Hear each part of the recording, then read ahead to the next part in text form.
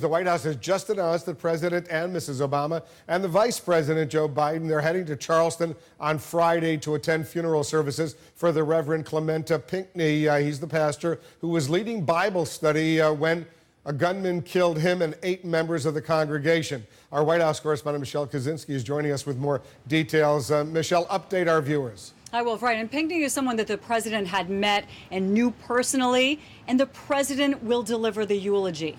It almost seems like we're entering this new period of how the president is engaging on and addressing race. I mean, he's given these several speeches lately using extremely direct language. Speaking of which, this hour-long interview he just did with a comedian in a garage for a podcast called WTF.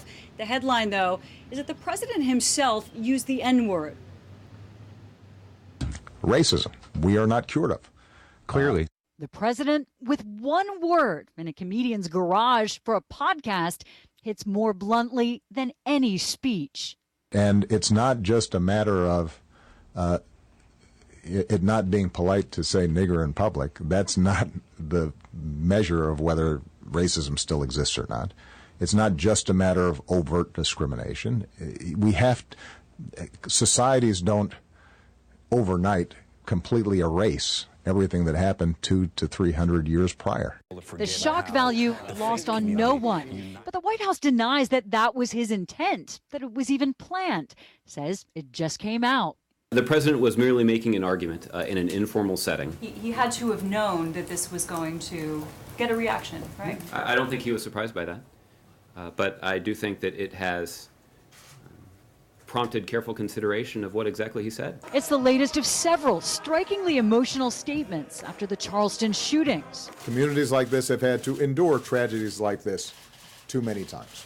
I refuse to act as if this is the new normal. This may be the first time since the Trayvon Martin shooting 3 years ago that the president spoke directly, personally enough that it was controversial. You know, if I had a son, he'd look like Trayvon.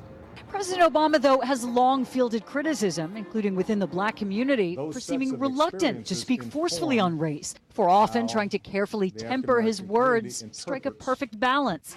He campaigned, of course, on trying to move the national conversation beyond race. There is not a black America and a white America and Latino America and Asian America. There's the United States of America. The legacy.